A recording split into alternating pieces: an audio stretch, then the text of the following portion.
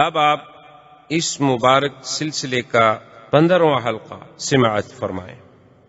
تو حضرت علی بڑے خوش ہونے کے، یا رسول اللہ اس سے بڑی بھی کوئی سعادت ہو سکتی ہے کہ مجھے اللہ کا نبی اپنا بھائی بنا لے؟ اب دیکھیں انصار کا کمال اور قربانی اور ایثار کہہ دینا تو بڑا آسان ہے۔ یہ جذبہ، یہ چیزیں اسلام کا سبق تھیں۔ افسوس، صد افسوس کہ آج یہ تمام چیزیں غیر قوموں نے اپنا لی، ہماری ساری اچھائیاں انہوں نے لے لی اور اپنی ساری برائیاں ہمارے کھاتے میں ڈال۔ صحابی جو بھائی بنے نا جی، وہ اپنے بھائی مہاجر کو لے کے گھر گیا، اس نے کہا دیکھو میرا بھائی، اللہ کے نبی نے آپ کو میرا بھائی بنا دیا۔ ہم جو ماں کے پیٹ سے پیدا ہوتے ہیں نا، وہ تو صرف یہی ہے نا کہ ماں کہتی ہے کہ تم بھائی ہو، باپ کہتا ہے تم بھائی ہو، پتہ نہیں عورت ہے خیانت کی ہو، اللہ عالم، کیا پتہ ہو سکتا ہے۔ لیکن تمہارے بھائی ہونے میں تو کوئی شبہ نہیں کہ تمہیں تو میرے نبی محمد رسول اللہ نے میرا بھائی بنایا صلی اللہ علیہ وسلم۔ اس لیے دیکھو میرا گھر ہے، اس کو 2 کمرے، ایک تمہارا ایک میرا، اگر 2 کمرے نہیں ایسے گھر ہے تو اس کو تقسیم کر لیتے ہیں، آدھا تمہارا آدھا میرا۔ میرا باغ ہے، اس میں 100 کھجوریں ہیں، 50 تمہاری 50 میری۔ بھائی جو صرف کہہ دینا تو آسان ہے نا کسی کو بھائی۔ وہ ایک لطیفہ ہے نا، شورش کاشمیری، اللہ اس کی قبر پہ رحمت کرے، بہت بڑا مقرر بھی تھا، خطیب بھی تھا، ادیب بھی تھا اور بہت بڑا مجاہد بھی تھا۔ تقریباً 11 سال اس نے انگریزوں کی جیل کاٹی۔ تو وہ ایک دفعہ بھٹو صاحب سے جھگڑا ہوا تو بعد میں سلو ہو گئی، کچھ لوگوں نے درمیان میں پڑھ کے سلو کرا دی۔ تو بھٹو صاحب اس کے پاس آ گئے، اس کے گھر میں، اور اس کی یہ کمزوری تھی شورش کی کہ کوئی آدمی اس کے گھر پہ چل کے آ جائے تو بس بات ختم، پھر سارے جھگڑے بگڑے۔ تو بھٹو صاحب آ گئے، بھٹو صاحب کو کسی نے بتا دیا کہ بھئی یہ بڑا ضدی آدمی ہے، مانا تو یہ انگریزوں کی جیل سے بھی نہیں، تو تمہاری سختیوں سے کب مان جائے گا یہ؟ اس کا ایک ہی کمزوری ہے، اس کے گھر چلے جاؤ بس خلاص، السلام علیکم، اس کے بعد یہ تمہاری مخالفت چھوڑ دے گا۔ وہ چپ کر کے گھر آ گیا، سلو ہو گئی۔ جب سلو ہو گئی تو بھٹو صاحب نے ہنستے ہوئے کہا کہ شورش صاحب آج کے بعد آپ مجھے اپنا بھائی سمجھیں، آپ مجھے ایز اے پی ایم بات نہ کیا کریں، مجھے پی ایم سمجھ کے آپ فون نہ کیا کریں، بلکہ آپ مجھے اپنا بھائی سمجھیں۔ تو شورش نے فوراً کہا کہ ہاں میں کوشش کروں گا، لیکن مجھے ڈر ہے کہ کہیں آپ یوسف کے بھائی۔ انہوں نے کہا ڈر ہے مجھے، یوسف کے بھی تو بھائی تھے نا جن نے کنویں میں ڈالا تھا۔ تو انہوں نے کہا بھائی تو آپ بن رہے ہیں، لیکن میں خیال رکھوں گا بہرحال پھر بھی کہ آپ میرے وہ یوسف والے بھائی تو نہیں ہیں۔ تو باہر صورت کہنے کا مقصد یہ تھا کہ بھائی کا لفظ کہہ دینا تو بہت آسان، لیکن اس پہ عملاً پریکٹیکل طور پہ عمل کرنا کہ بھائی بن کے دکھانا۔ انہوں نے کہا یہ اچھا، اتنا اس سے بڑا کمال یہ ہے، ایک صحابی نے کہا دیکھو بھائی میری 2 بیویاں ہیں، تم میرے بھائی ہو، تو میں ایک بیوی کو طلاق دے دیتا ہوں، لیکن تم ان 2 کو پہلے دیکھ لو، ان میں سے تجھے کون سی پسند ہے، جو تجھے پسند ہو میں طلاق دے دیتا ہوں، عدت گزر جائے تم شادی کر لو۔ یہ انصار کا کمال تھا، اور آگے بھی تو پھر مہاجرین تھے نا، ہماری طرح تو نہیں تھے نا، ہماری طرح ہوتے تو کہتے یار بڑی اچھی بات ہے، ٹھیک ہے، آدمی خود اپنی بیوی دینا چاہتا ہے تو کیا حرج ہے، خوشی سے ہی دے رہا ہے نا، ہمیں تو کوئی نہ بھی دے تو دیکھ لیتے ہیں، وہ تو پیسے دینے پہ راضی ہوا ہے، ہم تو ویسے بھی طلاقیں لے لیتے ہیں، تعویذ کر لیتے ہیں، سحر کر لیتے ہیں، جادو کر لیتے ہیں۔ اسی لیے میں تو ہمیشہ تقریروں میں بھی کہا کرتا ہوں کہ اپنے گھر میں کبھی پیر یا مولوی کو مہمان نہ رکھا کرو، اور ہر آدمی کو رکھ لیا کرو، ان 2 لوگوں سے ضرور بچا کرو۔ کئی لوگ مجھ سے ناراض ہیں، وہ کہتے ہیں یہ آپ مولویوں کی توہین کرتے ہیں، توہین سمجھیں کچھ سمجھیں۔ ایک تو مولویوں کو عادت ہوتی ہے مطالعہ کرنے کی، کتابیں پڑھنے کی، اسٹڈی بڑی کرتے ہیں، متن دیکھا، حاشیہ دیکھا، شرح دیکھی، ایک ایک لفظ دیکھا۔ اسی طرح ان کو پاؤں بھی کسی عورت کا نظر آ جائے تو یہ سر تک پہنچ جائیں، یہ مطالعہ شروع کر دیتے، عادت ہوتی۔ اور دوسری بات یہ ہوتی ہے کہ یہ غریب بھوکے ہوتے ہیں، ان کو کچھ دیکھا ہوا نہیں ہوتا، نہ تو بھوکے آدمی سے ہر قسم کے جرم کی توقع ہو سکتی۔ ایک گناہ گار آدمی نے تو سینکڑوں عورتیں دیکھی ہوئی ہوتی ہیں، اس کا دل بھرا ہوا ہوتا ہے، اس نے کیا گناہ کرنا؟ تو یہ مقام تھا صحابہ کا کہ عبد الرحمن ابن عوف نے کہا دیکھو انصاریوں بات سنو، تم نے اپنے بھائی ہونے کا حق ادا کر، لا ننسى فضلکم، ہم تمہارا احسان کبھی نہیں بھول سکتے، لیکن خدا کے لیے ایک بھائی نے کہا کہ میرے بھائی دلونی الی السوق، مجھے ایک رسی دے دو، ایک کلہاڑی دے دو، اور مجھے بتلا دو کہ لکڑیاں کہاں آتی ہیں، کہاں بکتی ہیں، جزاکم اللہ خیرا، میں لکڑیاں بیچ کے کھانا کھا لوں گا، میں بھی کسی کے دروازے پہ پڑھ کے اس کے لیے بوجھ بننا نہیں چاہتا۔ مہمان ہوتا ہے 3 دن، اس کے بعد کیا مہمان ہے بھائی، پھر تو بلائے جان ہے۔ تو اب اس مواخات کے بعد پھر حضور نے ایک حکم جاری کیا، آپ نے فرمایا کہ آج کے بعد قریش کو مدینہ منورہ میں کوئی پناہ نہیں دے گا، کسی کے وہ جیران نہیں بن سکتے، جیوار نہیں بن سکتے، کہ کل کو کوئی قریشی آ جائے مدینہ منورہ میں اور ایک آدمی کہہ دے کہ ہاں جی میرا دوست ہے میں نے پناہ دے دی ہے نا، خبردار، مشرک کو اب کوئی پناہ نہیں دے گا۔ اور دوسرا حضور نے حکم جاری کیا کہ اب کسی غیر ملک سے یا غیر قوموں سے جو معاہدے ہوں گے وہ صرف محمد الرسول اللہ کریں صلی اللہ علیہ وسلم، اب کسی یہودی کو یہ حق نہیں، اب کسی کعب بن الاشرف کو، بنو قریظہ کو، بنو نذیر کو، بنی قینقاع کو، ان کے سرداروں کو کوئی حق نہیں، اب یہ حق صرف اسلام کا ہے۔ اگر کسی قوم سے معاہدہ ہوگا، عہود ہوں گے، مواثیق ہوں گے، معاہدات ہوں گے، تو صرف ہم کریں گے اور کوئی نہیں کرے گا۔ اور اس کے بعد جناب یہ ہے کہ حضور پاک سرکار دو عالم صلی اللہ علیہ وآلہ آلہ وصحبہ وسلم تسلیما کثیرا کثیرا نے نماز کا حکم، کیونکہ یاد رکھیں نماز میں کئی ادوار گزرے ہیں، جو نماز ہم پڑھتے ہیں، جو اہم العبادات، جو صلہ ہے بین العبد و بین الرب، اس پہ کئی ادوار گزرے ہیں۔ پہلے زمانے میں صحابہ نماز پڑھتے تھے لیکن نماز فرض نہیں تھی، یعنی ابتدائی اسلام میں مکے میں حضور بھی نماز پڑھتے تھے، صحابہ بھی نماز پڑھتے تھے، لیکن نماز فرض کوئی نہیں تھی، اپنے منشے سے کسی نے پڑھ لی، کسی نے نہ پڑھی۔ پھر سب سے پہلے فرض ہوئی نماز کون سی؟ یہ 5 نمازیں نہیں، صرف تہجد، تہجد رات کی نماز فرض ہوئی حضور پر بھی اور صحابہ پر، کہ یا ایھا المزمل قم اللیل الا قلیلا نصفہ او انقص منہ قلیلا او زد علیہ ورتل القرآن ترتیلا۔ قم اللیل، حکم یہ تھا کہ میرے مدنی قم اللیل الا قلیلا، رات کا زیادہ حصہ عبادت کرو، تھوڑا سا آرام کر لو، تھوڑا سا حصہ۔ اس کے بعد پھر تھوڑی سی اللہ نے رعایت کی، اللہ نے فرمایا قم اللیل الا قلیلا نصفہ او انقص منہ قلیلا، یا آدھی رات عبادت، آدھی رات آرام، یا پھر ایسا کریں چلو آدھی رات سے بھی کچھ کم عبادت کر لو، زیادہ حصہ آرام کر لو۔ سب سے پہلے جو فرض ہوا وہ رات تہجد کی نماز تھی، قیام اللیل جسے آپ کہہ سکتے ہیں۔ اور قیام اللیل اتنا جامع لفظ ہے، یاد رکھیں، اس میں تہجد بھی آ جاتی ہے، اس میں تراویح بھی آ جاتی ہے، اس میں صلاۃ الفطر بھی آ جاتی ہے، یہ بڑا جامع معنی لفظ ہے، کیونکہ رات کی نماز ہے نا، رات میں پڑھی جانے والی نماز، عشاء بھی آپ رات میں پڑھیں گے، تراویح بھی رات میں پڑھیں گے، وطر بھی رات میں پڑھیں گے، تہجد بھی رات میں پڑھیں گے۔ اب اس کے بعد اللہ تبارک و تعالی نے پھر دوسرا حکم آ گیا کہ میرے مدنی پاک پر تو تہجد فرض رہی، لیکن آپ کی امت پہ تہجد فرض نہ رہی۔ حضور صلی اللہ علیہ وسلم کے ذمہ تو صلاۃ تہجد فرض رہی، اسی لیے حضور نے کبھی نماز تہجد نہیں چھوڑی، الا لیلۃ المزدلفہ، مگر صرف مزدلفہ کی رات میں جب حضور حج پہ تشریف لے آئے تو آپ نے تہجد نہیں پڑھی۔ کیوں؟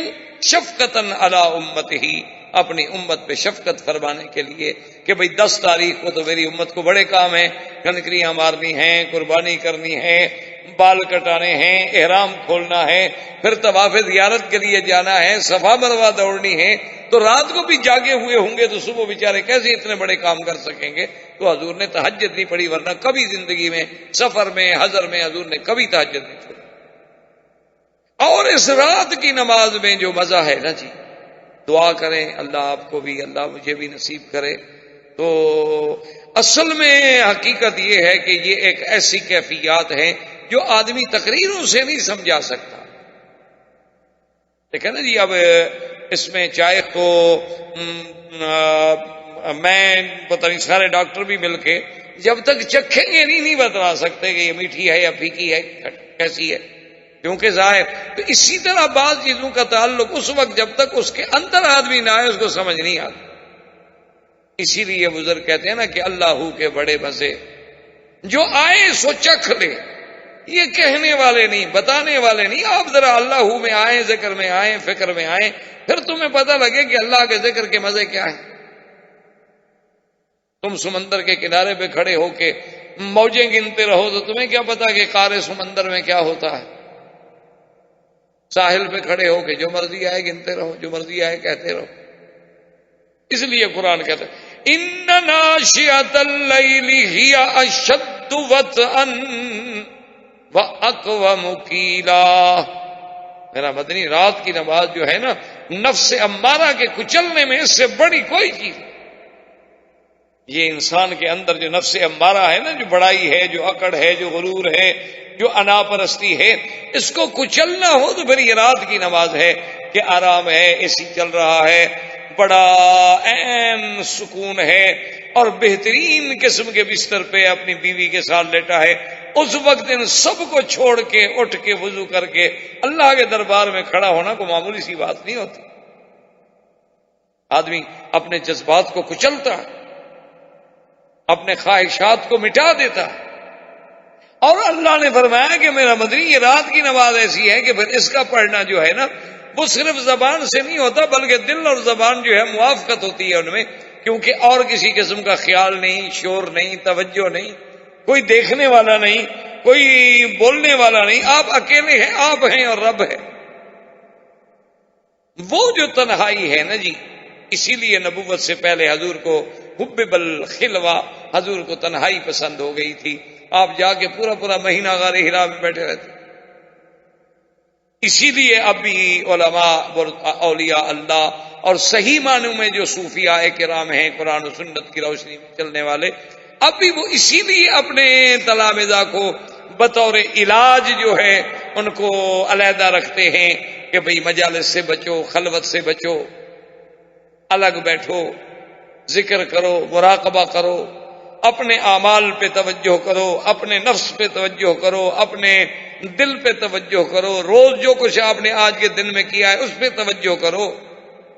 تو اسی لیے وہ لوگ اسے کاٹتے ہیں کہ جب آدمی خلوت میں آتا ہے تو خدا کی قدرت ہے کہ پھر اس کے اندر کی جو صلاحیتیں ہیں وہ بیدار ہوتی ہیں، اور جب تم جلوت میں ہوتے ہو تو لوگوں کے اثرات سے وہ باتیں خاموش ہو جاتی، وہ بتی جلتی نہیں۔ جب وہ جلتی نہیں تو روشنی کیسے نظر آئے؟ اور یہ باتیں چونکہ کسی کو سمجھائی نہیں جا سکتی، اس لیے بڑے لوگ مخالف بھی ہو گئے اس بات کے، کیونکہ یہ باتیں نہ پڑھنے سے آتی ہیں نہ سمجھانے سے آتی ہیں۔ تو سب سے پہلے یاد رکھیں کیا تھا، صلاۃ تہجد فرض ہوئی حضور صلی اللہ علیہ وسلم پر بھی، امت پر بھی، پھر اللہ نے امت سے تو معاف کر دی، حضور کے ذمہ رہی۔ اچھا، پہلے پھر یہ تھا کہ بھئی آدھی رات آرام، آدھی رات نماز، وہ بھی پھر اللہ نے معاف کر دیا۔ فرمایا فَقْرَؤُوا مَا تَيَسَّرَ مِنَ الْقُرْآنِ عَلِمَ أَن سَيَكُونُ مِنْكُمْ مَرْضَىٰ۔ اللہ نے فرمایا میرا مدنی، اب اجازت ہے آپ کی امت کو جتنا پڑھ سکے نا بس پڑھ، کیوں اللہ جانتا ہے تم بیمار ہوں گے، تم میں مجاہد ہوں گے، تم میں کاروباری لوگ ہوں گے، صبح سے جا کے ڈیوٹی پہ جانا ہے، اور پھر بیچارہ رات کو ساری رات اگر تہجد میں جاگتا رہے تو پھر کیسے جا سکے گا؟ تو لہذا اب اس کے لیے راحت ہے، آرام ہے، جتنی پڑھ سکے، بس باقی سب اللہ نے معاف کر دیا۔ تو نماز کی پہلی سٹیج یہ تھی۔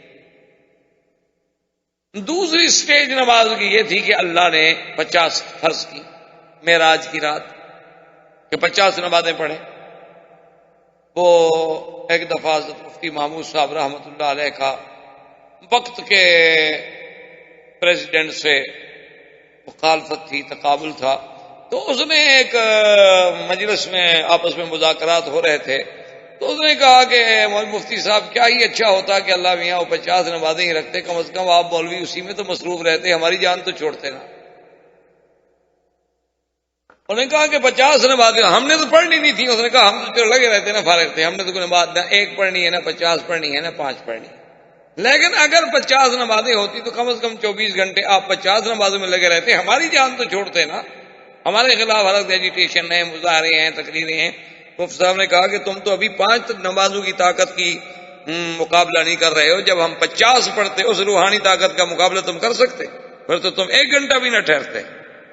ابھی تو ہمیں اتنے دن لگ گئے ہیں تمہیں ہٹانے میں، اس لیے کہ ابھی نمازیں ہماری کم ہیں. اگر وہ اللہ ہمیں روحانی قوت عطا فرما دیتے 50 نمازیں پڑھنے کی، تو پھر وہ نورانیت، وہ قوت، وہ ایمان جو ہوتا تو تم اس کا مقابلہ پھر کر سکتے. تم تو پھر 1 دن بھی نہ ٹھہرتے. تو بہرحال 50 نمازیں فرض ہوئیں، پھر اللہ نے معاف فرما دی اور 5. جب 5 رہ گئیں تو اس میں بھی اللہ کی رحمت کا ملاحظہ فرمائیں کہ یہ فرما دیا کہ میرا مدنی، ہم نے آپ سے رعایت بھی کر دی ہے، اپنا فیصلہ بھی نہیں بدلا، اور اسی اپنے فیصلے کو ہم نے ایک عظمت بھی دے دی ہے کہ ما یبدل القول لدی، میرے ہاں کوئی فیصلے تبدیل نہیں ہوتے. یہ کوئی انسانی کورٹیں نہیں ہیں، یہ کوئی انسانی پارلیمنٹیں نہیں ہیں کہ جب چاہا بدل دیا. میرا جو فیصلہ ہے وہ وہی ہے 50 والا. امت آپ کی 5 پڑھے گی لیکن لکھیں گے ہم 50. من جاء بالحسنۃ فلہ 10 امثالها. اچھا، اس قرآن کی آیت کو مرزا قادیانی پتہ ہے اس نے کیسے سمجھا؟ اس نے قوم سے وعدہ کیا کہ میں کتاب لکھوں گا جس کے 50 جلد ہوں گے، اس کے لیے میرے ماننے والے جو ہیں اتنے پیسے جمع کرائیں. لوگوں نے پیسے جمع کرانے شروع کر دیے، پیسے جمع ہو گئے. اب پیسے تو جمع ہو گئے، اس بدبخت نے لکھی 5 جلدیں، 50 نہ لکھ سکا. اب لوگوں نے مطالبہ کرنا شروع کیا. انہوں نے کہا جی لوگ ہمیں بڑے شرمندہ کرتے ہیں کہ یہ کیسا نبی ہے جو جھوٹ بولتا ہو. بھئی نبی ہو کر جھوٹ کیسے بول سکتا ہے؟ نبی تو پاک ہوتے ہیں. اس نے کہا 50 جلدیں، آج 2 سال گزر گئے، پیسے لے لیے، ابھی تک 5 جلدیں میدان میں آئی ہیں. تو مرزا صاحب نے اپنے الہامات سے الہام منتخب کر کے الفضل رسالے میں جواب دیا کہ اعتراض کرنے والے بے وقوف ہیں. اللہ نے بھی تو 5 کو 50 کہا تھا، تم بھی 5 کو 50 سمجھ لو. اللہ نے بھی تو نبی سے یہی کہا تھا نا کہ نماز 5 پڑھو گے لیکن لکھیں گے ہم 50. تو 5 کو انہوں نے بھی تو 50، تو آپ بھی میری 5 جلدوں کو 50 سمجھ کے پڑھ لو، بس ٹھیک ہو گیا. جھوٹ تو میں نے نہیں بولا. دیکھیں نا منطق کیسی ہے الٹی. تو اب دوسری سٹیج یہ تھی کہ 5 فرض ہو گئے. اچھا، لیکن 5 فرض ہونے کے بعد مکے میں کبھی ترتیب سے پڑھے نہیں گئے. مدینہ منورہ میں آنے کے بعد بھی 5 فرض یوں نہیں پڑھے گئے جیسے آپ پڑھتے ہیں. 5 نمازیں تو پڑھی جاتی تھی لیکن 2 رکعت کر کے، ہر نماز 2 رکعت، فجر، ظہر، عصر، مغرب، عشاء سب 2 رکعت. اس کے بعد پھر حکم آیا جس میں اضافہ کیا گیا نمازوں کا کہ سفر میں تو نماز 2 رکعت رکھی گئی جو اصل تھی، لیکن حضر میں اللہ تبارک و تعالیٰ نے اس کو زیادہ کر دیا کہ ظہر کی 4، عصر کی 4، عشاء کی 4، مغرب کی 3، لیکن فجر کی 2 رہنے دی گئی اپنی اصل پہ. تو نماز میں یہ ادوار آئے، اور یہ سارے دور کہاں آئے؟ مدینہ منورہ میں ہجرت کے بعد. اب اسی طرح دیکھیں کہ پھر نماز پڑھنے کے لیے ایک مسئلہ تھا، ابھی نماز کیسے اکٹھے پڑھیں؟ کوئی انتظام تو تھا نہیں اکٹھے پڑھنے کا. کیسے جمع ہوں، کیا کریں؟ 2 آدمی 4 آدمی سورج کو دیکھ کر سائے کا اندازہ لگا کہ بھی ہاں اب زوال ہو گیا ہے، ہم نے نماز پڑھنے جانا ہے ظہر کی. اچھا جی، اب سایہ جو ہے 1 مثل ہو گیا، 2 مثل ہو گیا، اب ہم نے عصر کی پڑھنی ہے. اب جی غروب ہو رہا ہے، ہم نے عشاء کی پڑھنی ہے. اب عشاء مغرب کی پڑھنی ہے، اور مغرب کے غروب کے بعد جی اب شفق ڈوب گیا، چلو جی ہم جا کے عشاء کی نماز پڑھائیں. تو اس سے اندازہ لگایا جاتا تھا، اور کوئی چیز جمع کرنے والی مسلمانوں کے پاس نہیں تھی کہ اس سے وہ جمع ہو جائیں۔ اس پہ حضور نے ایک دن صحابہ کو بلایا، آپ نے فرمایا کہ بھی مشورہ کرو، یہ تو بڑی مشکل بات، کسی کو سایہ نظر آیا، کسی کو سایہ نظر نہیں آیا، کوئی بیچارہ دیوال کو صحیح طریقے سے سمجھ سکا، کوئی نہ سمجھ سکا، یہ تو بڑا مشکل۔ اس کے لیے ہمیں اہتمام کرنا چاہیے۔ اچھا پھر دو آدمی جائیں جی بلاؤ سب کو، نماز نماز نماز، چلو کوئی گھر ہے کوئی نہیں، کسی نے آواز سنی کسی نے نہیں سنی، تو صحابہ نے کہا ٹھیک ہے۔ ایک صحابی نے کہا یا رسول اللہ صلی اللہ علیہ وسلم، میری تجویز یہ ہے کہ ہم ایسا کیوں نہ کریں کہ آگ جلا دیا کریں، آگ کی روشنی دے کے سمجھے مسجد کے قریب سے آگ کی روشنی اٹھے۔ تو انہیں کہا، حضور نے فرمایا بھئی یہ آگ سے تو اچھی بات نہیں ہے، اور آگ جو ہے یہ تو مجوسیوں نے اس کی عبادت کی ہوئی ہے، اس کو جلاتے ہیں، اسی لیے آپ نے دیکھا نا جی کہ آتش پرست جو ہیں آج بھی موجود ہے، مجوسی پارسی جنہیں آپ پارسی کہتے ہیں، اور ان کا عقیدہ ہے کہ ان کے جو معبد ہے ان میں آگ جلتی رہے، آگ بجھنی نہیں چاہیے، کیوں آگ بجھ گئی تو خدا بجھ گیا نا۔ تو حضور نے فرمایا کہ نہیں یہ تھے نہیں، انہوں نے کہا حضور ایسا کرتے ہیں کہ ناقوس جو ہے، ناقوس کہتے ہیں سینگ ہوتے ہیں، سینگ آپ نے دیکھا ہوگا ہندوستان میں پاکستان میں ہمارے ملکوں میں یہ مرضیں موجود ہیں نا، وہ سینگ بجانے والے فقیر ہوتے ہیں، آواز دیتے ہیں، بھیک مانگتے رہتے ہیں، جوگی ووگی اس قسم کے کالے سے سینگ اٹھائے ہوتے ہیں، اس میں آواز مارتے ہیں، وہ بچے خوش ہو گئے اکٹھے ہو گئے، انہوں نے بھیک مانگ لی، انہوں نے اپنے پیسے اکٹھے کر دیے، تو اس کو ناقوس کہتے ہیں عربی میں۔ تو نصارہ جو تھے یہ بھی اپنے گرجاؤں کے باہر ناقوس کے ذریعے آواز دیتے تھے اور لوگ عبادت کے لیے جمع ہوتے تھے۔ تو انہوں نے کہا کہ جی ہم ناقوس لے لیتے ہیں، اور اذان کے وقت میں ایک آدمی دیوار پہ کھڑا ہو گیا اور ناقوس بجایا، لوگ سمجھ گیا ابھی ظہر کا وقت ہو گیا۔ سب کو یہ تجویز پسند آئی، حضور پاک بھی چپ ہو گئے، لیکن آپ کو پسند تو نہیں آئی، لیکن حل کوئی نہیں۔ اچھا جی اب ناقوس کہاں سے ڈھونڈیں؟ مسلمانوں کے پاس تو ناقوس تھا نہیں نا بجانے والا، آج کے مسلمان ہوتے تو خیر سب کچھ مل جاتا، کسی حال تک پہنچ جاتا، اس وقت تو صرف ناقوس ڈھونڈنا بڑا مشکل تھا نا۔ آج کا ماشاءاللہ اگر مسلمان ہو، اور خاص طور پہ ہمارے کالج کے بچے ہوں، تو ان کے پاس تو جدید آلات موسیقیہ کی پوری رینج ہوتی ہے، نہیں کہ ایک آدھا ہو، معلوم ہوتا ہے کہ نسلاً میراثی تھے، اور بڑے آدمی ہونے کی دلیل ہے، جس کے گھر میں گٹار ہو، سٹار ہو، سرمنڈل ہو، طبلہ ہو، کیا کیا بلائیں ہوں، پتہ نہیں، کہ اس کی یہ دلیل ہے کہ یہ بڑا خاندانی آدمی ہے، کیونکہ جس کا وارث ہے پیچھے یہ چیزیں کس کی ہیں، بڑا تو ہوا نا۔ اور پھر اس کو لوگ بڑا رنگ دیتے ہیں کہ جی یہ تو نوابوں کے شوق ہوتے تھے، بھی ہاں آپ کو پتہ یہ بھی ہونا چاہیے نواب پیدا کہاں ہوتے تھے، اکثر کوٹھوں کی پیداوار ہے۔ اللہ تبارک و تعالی بس معاف کرے، قدرت ہر چیز سے انتقام ہے۔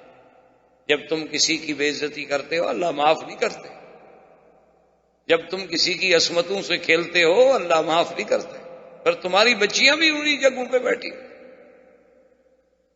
یعنی آپ حیران ہوں گے، میں جس شورش صاحب کی بات کر رہا تھا، اس نے ایک دفعہ اعلان کیا کہ میں، اور بڑا زبردست یعنی صاحب قلم تھا، تو اس نے اعلان کیا کہ میں اب کتاب لکھوں گا جس میں میں بتاؤں گا کہ فلاں فلاں مغنیہ جو ہے، اور رقاصہ جو ہے، اور ڈانسر جو ہے، اور فلم ایکٹریس جو ہے، کس کس کی بیٹی ہے۔ وہ جناب پوری دنیا ہل گئی نا، بڑے بڑے گدی نشین، بڑے بڑے پردہ نشین، بڑے بڑے سجادگان، بڑے بڑے مولوی، بڑے بڑے پیر، بڑے بڑے صنعت کار، ساہوکار، سرمایہ دار جناب ہل گئے۔ رات کو جا کے گورنر کے پاؤں پڑ گئے، انہوں نے کہا خدا کے لیے شورش کرو، اگر یہ پردہ اٹھاتا ہے تو پھر تو کچھ بھی نہیں بچے گا۔ یہ تو ہماری بدقسمتی ہے۔ اب کتنا بڑا ملک ہے ہندوستان، کتنا بڑا ملک ہے پاکستان، دعا کریں اللہ مسلمانوں کے حال پہ رحمت کرے۔ آج تک وہ سارے ملک عورتوں کے ہاتھ میں ہی کھیل رہے ہیں نا، پورے آپ اپنے اقتدار کو دیکھ لیں، 50 سال گزرے ہیں تو عورت کتنا عرصہ رہی، اب بھی عورت کے بغیر تو پارٹی نہیں چل پائی۔ ہمارے ہاں بھی عورت، بنگلہ دیش کا مسلمان ہے وہاں بھی عورت، ترکی کا مسلمان ہے وہاں بھی عورت، مرد تو ویسے ختم ہو گئے، اچھی بات ہے کہ چوڑیاں پہن کے گھر بیٹھ جائیں۔ کتنا بڑا انتقام کفر ہم سے لے رہا ہے کہ تم اسلام میں جس صنف کو یہ حق نہیں دیتے ہو ہم اسے تمہارے سروں پہ لائیں گے، اور وہ اپنی طرف سے پورے عالم کو ایک آزادی کا سبق پڑھا رہا ہے کہ دیکھو ہماری حریت کا کتنا بڑا مقام ہے کہ ہم عورتوں کو، جو کچلی ہوئی قوم ہے، جو 2 کو 1 کے برابر کیا گیا، جس کی گواہی آدھی کر دی گئی، جس کا میراث آدھا کر دیا گیا، دیکھو ہم اس کو اٹھا رہے ہیں۔ یہ بڑے بھیانک چیزیں ہیں، بھیانک باتیں ہیں، اللہ معاف کرے۔ تو بہرحال ناقوس کے لیے جو تھا تلاش شروع ہوئی کہ جی ناقوس تلاش کرو، کہاں سے تلاش کرو بھائی؟ لازمی بات ہے کہ عیسائی سے خریدو، مسلمانوں کے گھر میں ناقوس کا کیا کام؟ ابھی وہ ناقوس نہیں ملا تھا کہ ایک صحابی تھے جن کا نام تھا عبداللہ ابن زید رضی اللہ تعالی عنہ، وہ آئے حضور کی خدمت میں دوڑے دوڑے، یا رسول اللہ انی رأیت رؤیا رأیت رؤیا رأیت رؤیا یا محمد، حضور میں نے ایک خواب دیکھا۔ فرمایا کیا خواب دیکھا؟ انہوں نے کہا حضور میں ہی بس ایسے بیٹھا ہوا ہوں، ایسے ایک بندہ آ گیا، اس نے کہا کہ تم ناقوس کیوں ڈھونڈ رہے ہو؟ انہوں نے کہا نماز کے اعلان کے لیے۔ انہوں نے کہا کمال کرتے ہو، مسلمانوں کا ناقوس سے کیا کام ہے؟ اور میں تمہیں سکھاتا ہوں۔ یا رسول اللہ وقام وقال اللہ اکبر اللہ اکبر اللہ اکبر اللہ اکبر اشہد ان لا الہ الا اللہ، پوری اذان۔ اور یا رسول اللہ میں نیند سے اٹھا تو مجھے یاد ہے پوری، اس میں ایک لفظ بھی خطا نہیں۔ حضور پاک نے فرمایا کہ میرے صحابی تمہیں اللہ کی طرف سے یہ خواب دکھایا گیا ہے، لہذا اسی کو ہم ثابت کرتے ہیں۔ میں حکم دیتا ہوں کہ ہر نماز سے پہلے یہی اذان دی جائے، لیکن علم بلالا، تم بلال کو سکھا دو۔ وجاء عمر وقال یا رسول انی رأیت الرؤیا، حضرت عمر آئے، انہوں نے کہا رسول اللہ میں نے خواب دیکھا ہے، مجھے اذان دکھائی گئی، سنائی گئی۔ انہوں نے کہا تم نے کیا سنا؟ حضرت عمر نے وہی سنا دیا، حالانکہ پہلے تو اذان تھی نہیں۔ فأقر رسول اللہ صلی اللہ علیہ وسلم، حضور پاک نے اس کو ثابت کر دیا۔ اس لیے ایک مسئلہ سمجھ لیں کہ مثلاً کوئی کام دوسرا کرے حضور کے سامنے اور حضور اس کو منظور کر دے تو وہ بھی سنت ہوتی ہے، اگر وہ کام غلط ہو تو حضور روک دیں گے فوراً۔ یعنی حضور کا خود کرنا وہ بھی سنت، حضور کا فرما دینا، خود نہیں کیا لیکن ایک حکم دے دیا، اس پر عمل کرنا بھی سنت ہے۔ اور حضور کے سامنے کوئی دوسرا عمل کرے لیکن اس کو حضور منع نہ فرمائے وہ بھی سنت ہے، اس لیے کہ اگر وہ کام غلط ہو تو حضور تو روک دیں گے، حضور کیسے اجازت دیں گے کہ اللہ کے نبی کے سامنے غلط کام ہوتا رہے؟ تو حضور پاک نے اذان کو ثابت کر دیا۔ اس کے بعد سے سب سے پہلا مؤذن اسلام جو ہے وہ سیدنا بلال رضی اللہ تعالی عنہ ہے، اس کے بعد مؤذن ہوئے، اس کے بعد عبداللہ ابن ام مکتوم بھی مؤذن ہے۔ حضور پاک رمضان میں دونوں کی ڈپٹی لگاتے تھے کہ بلال اذان دے گا لوگ ساری کھانا شروع کر دیں، عبداللہ ابن ام مکتوم اذان دیں گے بند کر دیں، بھائی روزے کا ٹائم ختم ہو گیا۔ تو اس وقت عبداللہ ابن مکتوم بھی مؤذن بنے، اور اسی طرح ابی محذورہ رضی اللہ تعالی عنہ وہ بھی مؤذن تھے محمد رسول اللہ کے، لیکن ان کو حضور نے پھر مکے کا مؤذن بنایا۔ ابھی محذورہ جو تھے ان کو حضور صلی اللہ علیہ وسلم نے مؤذن بنایا مکہ مکرمہ میں، اور ان کو حضور نے اذان بھی خود سکھلائی۔ یعنی آپ حیران ہوں گے کہ ابھی محذورہ کہتے ہیں کہ ہم چھوٹے چھوٹے لڑکے تھے، نوجوان، حضور کا قافلہ رکا ہوا تھا تو نماز کا وقت ہوا تو انہوں نے اذان دی، تو ہم سارے کافر بچے جو تھے نا اکٹھے ہو کے مسلمانوں کے اس قافلے کے قریب آ گئے، تو ہم نے بھی اسی طرح نقل کرنی شروع کی۔ جب بلال گئے اللہ اکبر، ہم بھی کہا اللہ اکبر، ہم بھی چھیڑے شرارت۔ حضور نے صحابہ کو حکم دیا ان کو پکڑ لیا، صحابہ بھاگے، پکڑ لیا، تو بچے کھیل رہے تھے۔ جب پکڑ لیا حضور نے فرمایا اچھا تم میں سب سے زیادہ اونچی آواز کس کی تھی جو زیادہ شور مچا رہا تھا؟ ابھی معذورہ کہتے ہیں میں ڈر گیا جو کہ سب سے آواز بلند تو میری تھی ان سے، میں تو خیر چپ کر گیا، لیکن سب نے کہا حضور یہ تھا جیسے بچے پکڑ لیا نا، وہ کہتا اس نے مارا تھا، میں نے تھوڑا مارا، اس نے مارا تھا۔ حضور نے کہا اچھا تم سب جاؤ، تم بیٹھے رہو۔ یہ تو پھر نصیب کی بات ہے نا، مکتب عشق کے انداز نرالے دیکھے، چھٹی بھی اس کو نہ ملی جس نے سبق یاد کیا۔ یہ تو نصیبوں کی باتیں ہیں، یہ ہر کسی کے بس میں نہیں ہے۔ حضور نے فرمایا اچھا تم زیادہ شور کر رہے تھے، کیوں؟ آپ نے بتایا چلے ادھر قریب آئے، قریب۔ آپ نے فرمایا اب جو میں کہتا ہوں تم اسی طرح کہو، اللہ اکبر کہو۔ وہ کہے بیچارہ اللہ، ہم نے کہا اس وقت تم چیخ رہے تھے، اب ایسا ایسا کہتے ہو، زور سے کہو۔ اب وہ ڈر کے مارے زور سے کہے۔ جب اذان ختم ہو گئی تو انہوں نے فرمایا جاؤ۔ اس نے فرمایا حضور اب کہاں جاؤں، اب تو مجھے کلمہ پڑھا دیں، بس اذان تو اندر داخل ہو گئی۔ اللہ کے نبی کا القاء کرنا کو مذاق تھی؟ اللہ کا نبی جب کسی کو خود پڑھا رہا ہو، وہ سبق صرف زبانوں تک نہیں رہتا، وہ تو پھر دلوں میں اتر جاتا ہے۔ جب پڑھانے والا محمد مصطفیٰ صلی اللہ علیہ وسلم، ان کی بات پھر کون بھول سکتا؟ اتنی دیر کی صحبت، حضور کا اس کو توجہ بھر کے دیکھنا، حضور کا خود اس کو پڑھانا، یہ کوئی معمولی سی بات تو نہیں ہوتی نا۔ اسی کا اقبال نے کہا تھا نا کہ نگاہ مرد مومن سے بدل جاتی ہے تقدیریں، وہ ہر مومن مومن نہیں ہوتا۔ تو اب جناب ابھی محدورہ کو حضور نے مؤذن مکے کا بنا دیا، تو اب یہ اذان کا ابتدا جو ہے اذان کی وہ کہاں سے ہوئی؟ مدینہ منورہ سے۔ اور نماز کی ترتیب کے ساتھ جماعت کا قیام کہاں سے ہوا؟ مدینہ منورہ سے۔ اچھا، اور خدا کی شان ہے کہ اسی اثنا میں ہجرت کے فوراً بعد مدینہ منورہ میں ایک عجیب کیفیت پیدا ہو گئی کہ کسی مسلمان کے گھر میں کوئی بچہ اگر لڑکا پیدا ہو تو مر جائے اور لڑکی پیدا ہو تو زندہ رہے۔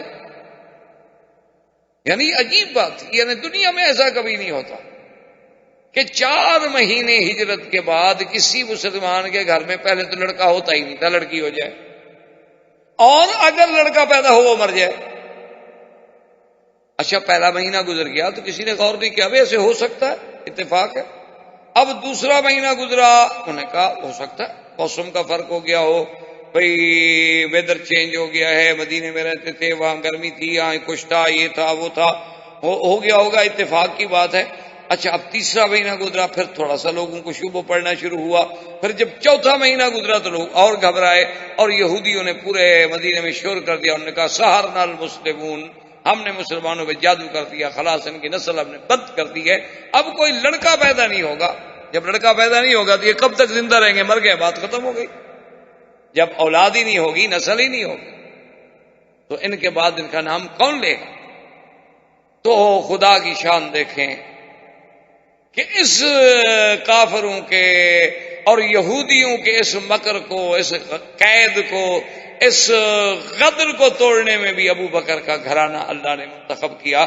بی بی اسماء ہجرت کر کے پہنچی، اور بی بی اسماء کون ہے؟ اخت عائشہ بنت ابی بکر، بی بی عائشہ کی بہن ہے اور ابو بکر کی بیٹی ہیں، لیکن دونوں کی ماں علیحدہ ہے۔ بی بی عائشہ کی ماں الگ تھی، بی بی اسماء کی ماں الگ تھی۔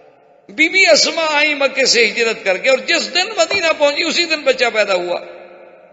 پتہ ہے اس بچے کا نام کیا تھا؟ عبداللہ ابن زبیر رضی اللہ۔ اور جب بچہ پیدا ہوا تو جناب لوگ اس کو فوری طور پر اٹھا کے حضور کی خدمت میں لے آئے۔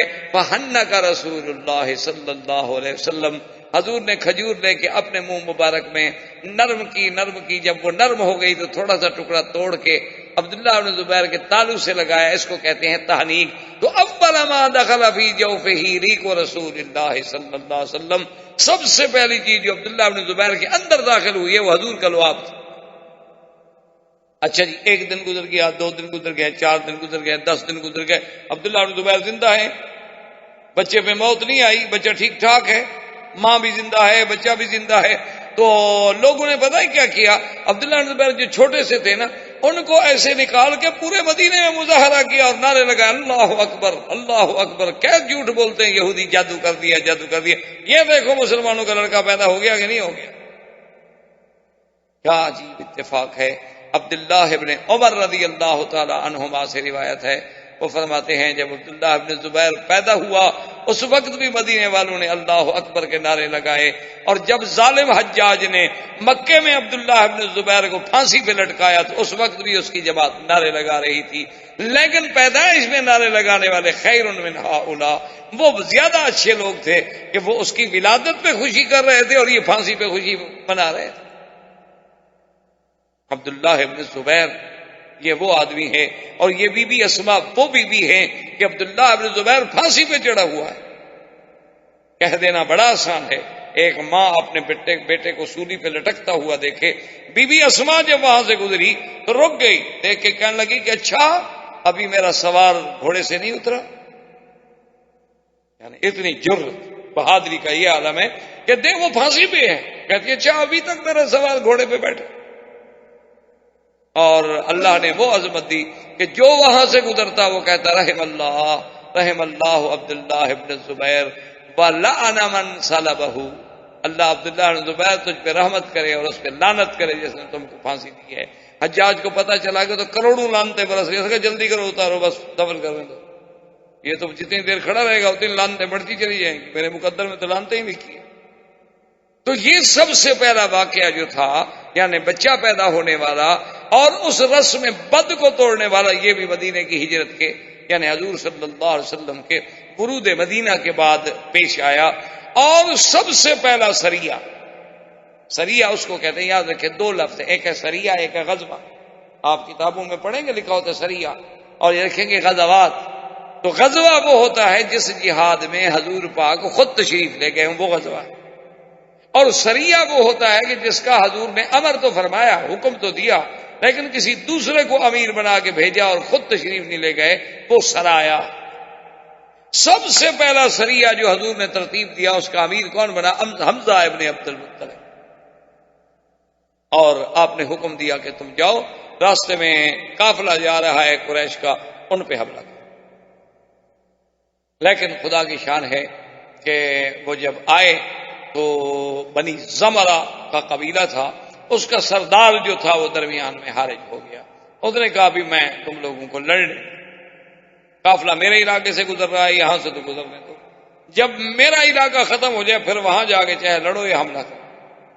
تو اس وجہ سے وہ قافلہ نکل گیا. حضرت حمزہ بغیر لڑائی کے مدینہ منورہ واپس آ گئے. لیکن سریات و غزوات کی ابتدا جو ہے وہ بھی حضور صلی اللہ علیہ وسلم کے مدینہ منورہ پہنچنے کے بعد ہوئی.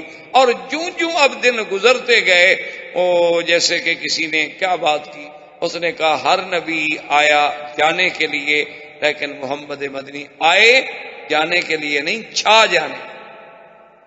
باقی تو جتنے نبی آئے نا جانے کے آئے اور چلے گئے، نبوت ختم، زمانہ ختم. لیکن اللہ کے نبی کی شان یہ تھی کہ جوں جوں وقت گزرتا جا رہا تھا، وَلَلْآخِرَةُ خَيْرٌ لَكَ مِنَ الْأُولَىٰ وَلَسَوْفَ يُؤْتِيكَ رَبُّكَ فَتَرْضَىٰ وَاللَّهُ تعالیٰ عالم وعلمہ اتم وما علینا الا البلاغ. برادران اسلام، واجب الاحترام بزرگوں، دوستوں، عزیز نوجوانوں، الحمدللہ کہ سلسلہ دروس میں سیرت پاک، سیرت حبیب کبریا سیدنا محمد مصطفیٰ صلی اللہ علیہ وسلم پر بیان کرنے کا اللہ نے ہمیں موقع بخشا. حضور صلی اللہ علیہ وسلم کی ولادت طیبہ سے لے کر اختصار کے ساتھ اور اپنی کم علمی کے ساتھ ہم نے جو واقعات پڑھے ہیں، ہم اس مقام پہ پہنچے تھے کہ حضور سرکار دو جہاں صلی اللہ علیہ وسلم ہجرت فرمانے کے بعد مکہ مکرمہ سے مدینہ منورہ آپ کا قیام اول مسجد قباء اور قیام ثانی جو ہے وہ مدینہ منورہ ابی ایوب انصاری کے گھر میں ہوا، اور حضور صلی اللہ علیہ وسلم مدینہ منورہ میں استقرار فرمایا.